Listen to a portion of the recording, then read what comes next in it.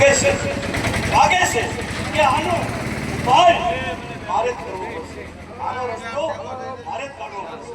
અરે દેવ, તમે તમારે પોતપોતાના સ્થાને થાઓ. મને ખબર છે કે આની અંદર જાલંધર એમ હાર નથી, એને સતી વિદ્યાનો સાથ છે. આ જાલંધર દાનવ અને વિદ્યા જ્યાં સુધી સતીત્વનું જ્યાં સુધી ત્યાં સુધી એ હાર નથી. તમે તમારા બધા સ્થાને થાઓ. હવે હું મારી માયાનો રસું છું અને આનો રસ્તો હું જ કાઢીશ.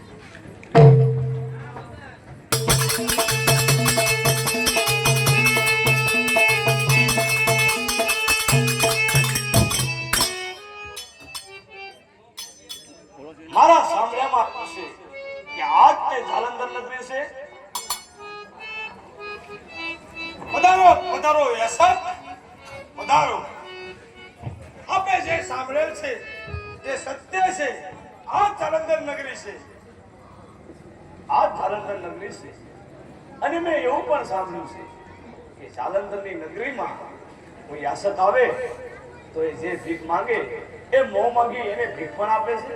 હા, આપણે જે પણ સાંભળ્યું તે પણ સત્ય છે કે જાલંધર નગરીમાં, જાલંધરના રાજ દરબારમાં આપ જે પણ માંગો છો એ આપને જરૂર મળે છે. વસન આપો છો રાજન? વસન યશક, તમને મહારાજા જાલંધરનું વસન છે. જાલંધરનું વસન છે. જો જાલંધર મહારાજ માંગ્યા પછી તમે ફરી તો નહીં જાઓ ને? અરે યશક, માંગીને તમે શું માંગશો? ધન, દોલત, રાજ, અપાર. અરે યશક, આ જાલંધરના પ્રાણ પણ માંગશો તો જાલંધરના રાજ દરબારમાં આપને જરૂર મળશે. તો સાંભળો મહારાજ જાલંધર, સાંભળો.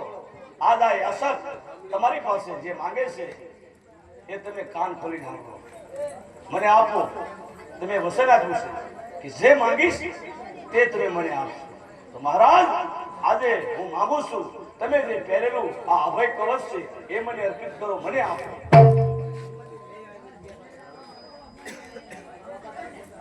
કહો મહારાજ, કહો કે તમારું વસન મિથ્યા થયું અને હું મારા રસ્તે થોભી જાવ યશક, થોભી જાવ યશક, થોભી જાવ યશક, થોભી જાવ યશક. જો તમને અભય કવચ આપું છું.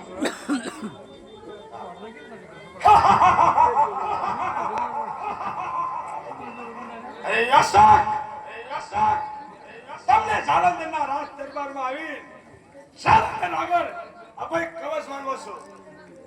તમને એમ હશે કે જાલંધરના દરબારમાં મોં માંગ્યું નહીં મળે એમ, પણ તમે યશક નથી.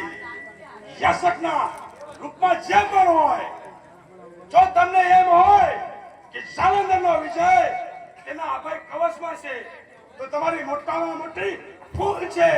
અરે જાલંધરનો વિજય હોય તો તેના તલવારની ધાર પર.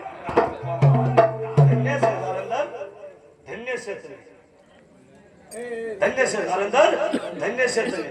તને ખબર હોવા છતાંય તે તારું વસન નિભાવ્યું. હવે હું મારા રસ્તે બોલું. જાઓ યશક, જાઓ યશક, જાઓ.